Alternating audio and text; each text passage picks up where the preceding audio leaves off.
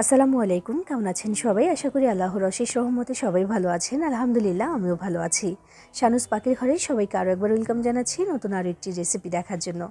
দেখতে দেখতে চলে এসেছে ঈদ, আর আমি চলে এসেছি ঈদের জন্য স্পেশাল একটা সেমাইয়ের রেসিপি নিয়ে।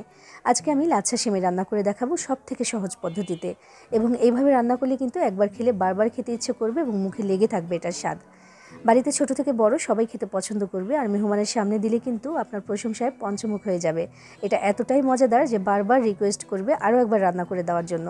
অল্প কিছু উপকরণে ঝটপট করে আজকে আমি এই মজাদার লাচ্ছা সেমাইটা কীভাবে রান্না করেছি সেটাই আপনাদের সাথে শেয়ার করব।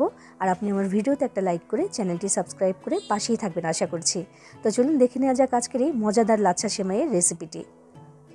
সেমাইটা রান্না করার জন্য আমি এখানে লাচ্ছা সেমাই নিয়েছি। কালারফুল লাচ্ছা সেমাইটা আজকে আমি নিয়েছি। চাইলে সাদা যেটা সেটাও নিতে পারেন, তবে এমন কালারফুল যদি নেন একটু খেয়াল করবেন যেন ভালো কোনো ব্র্যান্ডের হয়, যেহেতু কালার দেওয়া যেন ভালো হয় সেদিকে একটু খেয়াল রাখবেন। তো আমি এখানে একটা লাচ্ছা নিয়েছি, এটা দিয়ে আজকে রান্নাটা করে দেখাবো। বিসমিল্লাহির রহমানির রহিম। চুলায় আমি 1 লিটার থেকে একটু বেশি দিয়েছি দুধ, মানে 1.25 লিটারের মতো হবে। খাঁটি গরুর দুধটা আমি এখানে দিয়েছি, আর এটা কিন্তু অনেকটাই ঘন ছিল আগে থেকেই। আমি ঘন করে নিইনি, তবে দুধটাই ঘন ছিল। তো এখানে আমি দিয়ে দিলাম একটা দারুচিনি আর দুইটা, মানে দারুচিনির একটা স্টিক দিয়েছি ছোট, আর দুইটা এলাচ দিয়েছি, সবুজ এলাচ। তো এগুলো দিয়ে একটু নাড়াচাড়া করে দিচ্ছি, যেহেতু দুধটা ঘন তাই নাড়াচাড়া করতে হবে যেন নিচে লেগে না যায়। যখন একটু গরম হয়ে এসেছে তখন আমি এখানে দিয়ে দিচ্ছি কনডেন্স মিল্ক। এটা আমি দিয়ে দিলাম 2 টেবিল চামচ থেকে একটু বেশি হবে, যেহেতু অনেকটাই ঘন থাকে এটা। আর দিলাম আমি এটা দুধটাকে আরও বেশি ক্রিমি আর ঘন করার জন্য। দিয়ে আমি একটু নাড়াচাড়া করে দিচ্ছি প্রথমে, যেহেতু এই কনডেন্স মিল্কটা একটু নিচে লেগে থাকে, মানে নিচে চলে যায় দেওয়ার সাথে সাথে, তাই লেগে যেন না যায় সেজন্যই কিন্তু একটু নাড়াচাড়া করে প্রথমে আমি মিশিয়ে দিলাম। মিশিয়ে দিতে দিতে দুধটা কিন্তু আরও একটু গরম হয়ে এসেছে। এবার এখানে আমি দিয়ে দিব 2 টেবিল চামচের মতো গুঁড়ো দুধ। আর লিকুইড দুধ বা তরল দুধ ঘন করার জন্য কনডেন্স মিল্ক অথবা একটু গুঁড়ো দুধই কিন্তু যথেষ্ট, তবে আমি আজকে দুইটাই দিচ্ছি এখানে একটু বেশি বেশি মজাদার করার জন্য।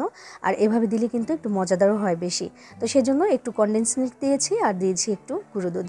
তো এগুলো দিয়ে ভালো করে মিশিয়ে দিচ্ছি আমি। আর এমনিতেও মিশিয়ে যাবে, কারণ আমি ঘন ঘন নাড়াচাড়া করছি যেন নিচে বসে না যায়। তো নাড়াচাড়া করতে করতে দুধটা যখন এমন একটু বলক চলে এসেছে তখন আমি এখানে দিয়ে দিচ্ছি চিনি। চিনিটা যার যার পছন্দ মতো দিয়ে দিতে পারেন। আমি এখানে যেহেতু কনডেন্স মিল্ক দিয়েছি তাই সেই হিসেবে একটু বুঝিয়ে দিচ্ছি, কারণ কনডেন্স মিল্কে কিন্তু চিনি থাকে। তো আমি আধা কাপ পরিমাণে চিনি নিয়েছিলাম, সেখান থেকেও কিন্তু পুরোটা আমি দিইনি, আর পুরোটা লাগবেও না এখানে। তো দিয়ে আমি নাড়াচাড়া করছি, চিনি থেকে পানিটা বের হবে সেটাও কিন্তু শুকিয়ে যেতে হবে, মানে সেটা একটু টেনে যেতে হবে। মানে চিনিটা দেওয়ার পরে আর 5 মিনিটের মতো এটাকে জাল করে নিলেই হবে। চুলার আঁচটাকে মিডিয়ামে করে দিয়ে এবার আমি ঘন ঘন নাড়াচাড়া করব, কারণ দুধটা কিন্তু অনেক বেশি ঘন হতে শুরু করে দিয়েছে। আর 1 চিমটি লবণ দিয়ে দিলাম, কারণ যে কোনো মিষ্টি খাবারে একটু লবণ না দিলে মিষ্টিটা ঠিক পরিপূর্ণ মনে হয় না আমার কাছে। আর দুধটা কিন্তু কথা বলতে বলতে একদম ঘন হয়ে গেছে। এবার এলাচ দারুচিনি এগুলো আমি তুলে নিলাম, এগুলোর কাজ শেষ। আর দুধটা এখন আমি নামিয়ে নেব চুলা থেকে। বিসমিল্লাহির রহমানির রহিম। সেমাইটা আমি যে পাত্রে সেট হতে দেবো সেখানেই কিন্তু আমি গরম দুধটা দিয়ে দিচ্ছি। আর খেয়াল রাখবেন দুধটা যেন এমন ফুটন্তই হয়, মানে নামিয়ে সরাসরি এখানে যেন সেমাইটা দিয়ে দেওয়া যায়, নইলে কিন্তু সেমাইটা ভালো করে সেদ্ধ হতে চাইবে না, তাই গরম দুধটার মধ্যে দিয়ে দিতে হবে। তো এই সার্ভিং ডিশটার মধ্যে আমি সম্পূর্ণ দুধটাই নিয়ে নিয়েছি, আর এখানে আমি দিয়ে দিচ্ছি আমাদের সেমাইটা। আমি পুরো লাচ্ছাটাকে কিন্তু একটু টুকরো টুকরো করে নিয়েছি, আর একেবারে গুঁড়ো করে ফেলা যাবে না, একটু টুকরো করে নিয়েছি শুধু। আর এই দেখুন একটু সাজিয়ে সাজিয়ে দিয়ে দিচ্ছি, কারণ লাচ্ছা সেমাইটা দেওয়ার পরে কিন্তু খুব বেশি নাড়াচাড়া করার দরকার হয় না, তাতে করে কিন্তু সেমাই আর সেমাই থাকবে না, হালুয়া হয়ে যাবে। তো সেজন্যই কিন্তু যেটা যেখানে দেবো সেখানেই থাকবে, নাড়াচাড়া করার কোনো দরকার নেই। আর এই জন্যই আমি খুব সুন্দর করে এটাকে সাজিয়ে দিয়ে দিচ্ছি। দেখুন পুরো সার্ভিং ডিশটাতে একটু সুন্দর করে সাজিয়ে আমি এটাকে দিয়ে দিলাম। দিয়ে 2 মিনিটের মতো একটু অপেক্ষা করতে হবে।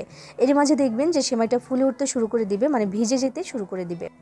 একটা স্প্যাচুলা দিয়ে আমি এভাবে করে একটু গুছিয়ে দিলাম, যেগুলো বাইরে ছিল একটু ভেতরের দিকে দিয়ে দিলাম। এবার 2 মিনিট অপেক্ষা করব আমি, এবং 2 মিনিট পরে দেখুন যে এমন হয়েছে এটা দেখতে, মানে সেমাইগুলো কিন্তু ভিজতে শুরু করে দিয়েছে। এবার মনের ইচ্ছা মতো এগুলোকে সাজিয়ে নিতে হবে। তো খুব সুন্দর করে আমি একটু কিশমিশ সাজিয়ে দিচ্ছি উপর থেকে, দেখুন যেভাবে ইচ্ছা সাজিয়ে দিতে পারেন, আর যেমন করে সাজান না কেন খেতে কিন্তু দারুণ হবে। তো কিছুটা পরিমাণে আমি এখানে কিশমিশ দিলাম, তারপরে দিয়ে দিচ্ছি এখানে কাঠবাদাম আমি কুচি করে রেখেছিলাম সেটা সাজিয়ে দিলাম উপর থেকে, আর দিয়ে দিচ্ছি কিছুটা পরিমাণে পেস্তা কুচি। ডেজার্টটা সাজিয়ে নিতে পারেন নিজের ইচ্ছে মতো। আমারও কিন্তু সাজানো হয়ে গেছে। এবার আমি এটাকে এমনিতেই রেখে দেবো 20 মিনিটের জন্য।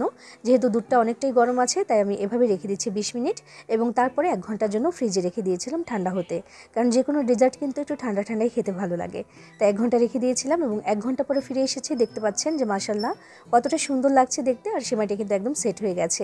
এবার একটু পরিবেশন করে তারপর দেখাচ্ছি। আর তোলার সময় একটু খেয়াল করুন, লাচ্ছাগুলো কিন্তু একদম আলাদা আলাদা হয়ে আছে, তবে গলে যায়নি। এভাবে রান্না করলে কিন্তু গলে যাবে না, আর গলে গেলে একটা হালুয়া হালুয়া ব্যাপার হয়ে যায়, তখন কিন্তু আর সেমাই থাকে না সেটা। তো দেখুন এভাবে রান্না করলে একদমই গলে যাবে না, এমনই সুন্দর থাকবে। আর দেখুন কতটা সুন্দর হয়েছে। এভাবে রান্না করলে কিন্তু বারবার খেতে ইচ্ছে করবে, এটা এতটাই মজাদার হয়েছে। দেখতেই দেখুন কতটা সুন্দর আর লোভনীয় লাগছে। আপনিও কিন্তু চাইলে এবার ঈদে এটা বানিয়ে নিতে পারেন। রান্না করার জন্য খুব বেশি সময়ও লাগে না, বেশি উপকরণেরও প্রয়োজন হয় না। তবে রান্না করলে একবার খেলে এটা কিন্তু বারবার খেতে ইচ্ছে করবে। সবাই ভালো থাকবেন, সবার জন্য সবাই দোয়া করবেন। আল্লাহ হাফেজ।